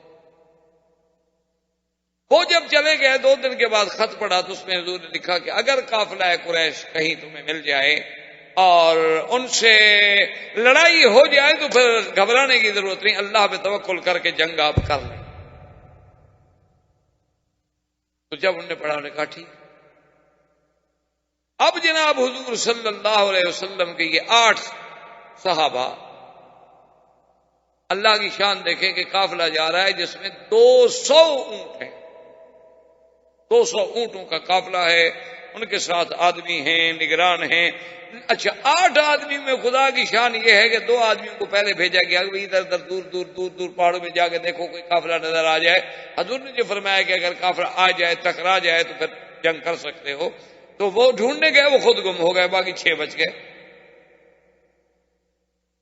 یہ تو پہاڑوں کے سفر، صحراؤں کے سفر، بندہ ایک ٹیلا ادھر ہوا بچ گیا، پھر کوئی آدمی کا عقل تو کام نہیں کرتا نا وہاں۔ اور اگر صحرا میں آپ بھٹکیں تو بڑی اچھی بات یہ ہوتی ہے کہ پھر اسی جگہ کھڑے رہیں، پر زیادہ عقل نہ دوڑائیں، ورنہ آپ جتنا تلاش کی کوشش کریں گے اتنی گم ہوتے چلے جائیں گے آپ۔ تو اب 6 آدمی بچے تو 6 آدمی نے جا کے حملہ کر دیا قافلے پہ۔ اچھا وہ قافلے والے ایسے ڈرے کہ وہ قافلے چھوڑ کے بھاگ گئے۔ 2 آدمی انہوں نے ان کے قید کر لیے، اس کا ایک کا نام حکیم ابن کیسان تھا اور ایک کا نام عثمان ابن عبداللہ تھا۔ اس کو قید کر کے اور 200 اونٹوں پر مال لے کے جناب یہ مدینہ پہنچی۔ سب سے پہلی غنیمت تھی مسلمانوں کے لیے جو مدینے میں پہنچی، 200 اونٹوں پر مال لدا ہوا ہو، معمولی سی بات تو نہیں ہوتی نا اس زمانے میں۔ لیکن مشکل یہ ہو گئی کہ یہ جب واقعہ ہوا تو صحابہ نے سمجھا کہ 1 شعبان ہے، حالانکہ وہ 30 رجب تھی۔ یہ مغالطہ ہو گیا کہ صحابہ نے تو یہ سمجھا کہ شعبان داخل ہو گیا، اور ہاں شعبان داخل ہو گیا ہے، 1 ہو گئی ہے، حالانکہ وہ 30 رجب تھی، اور رجب من اشہر الحرم تھا کہ رجب جو ہے وہ تو ان مہینوں میں تھا جن میں لڑائی بند ہے۔ اب جناب مکے والوں کو جب خبر ملی کہ قافلہ ہمارا لوٹا گیا، 2 بندے پکڑے گئے، ان نے تو جناب پورے قبائل میں شور کر دیا کہ ان محمد صلی اللہ علیہ وسلم احل الشہر الحرم، کہ حضور پاک نے حرمت توڑ دی، اور حرمت والے مہینے جو ان میں قتال آپ نے حلال کر دی، ہمارے ساتھ رجب میں لڑائی۔ اسی لیے تو ہمارا قافلہ مطمئن آ رہا تھا نا کہ رجب میں آ رہا ہے، اس لیے ہم نے تو کوئی اس کا حفاظتی انتظامات بھی نہیں کیے کہ رجب میں تو کوئی لڑائی ہوتی نہیں۔ اللہ نے قرآن یسألونک عن الشہر الحرام قتال فیہ، اللہ نے قرآن اتارا کہ میرا مدنی شہر حرم میں پوچھتے ہیں کہ جنگ کا کیا حکم ہے، کہہ دو قل قتال فیہ کبیر، بڑا گناہ۔ لیکن کسی کو مکے سے نکالنا، مسجد حرام سے نکالنا، وہ تو اس سے بھی بڑا گناہ ہے۔ آج میرے نبی پر تو اعتراض کر رہے ہیں، انہوں نے ظلم کرنے میں کبھی مکے میں بھی سوچا تھا کہ آج رجب ہے، اور اس کے بجائے مسلمانوں پہ عرصہ حیات تنگ کر دینا، والفتنۃ اکبر من القتل۔ کیا کہتے ہیں اعتراض، کس بات سے اعتراض کر رہے ہیں یہ ظالم لوگ؟ خیر جب ان کا وفد آیا حضور کے بعد، جب قافلہ آپ نے فرمایا کہ اللہ کے بندے تم نے رجب میں لڑائی کی۔ احباب کرام، اس کے بعد اب آپ اس مبارک سلسلے کی CD نمبر 16 سماعت فرمائیں۔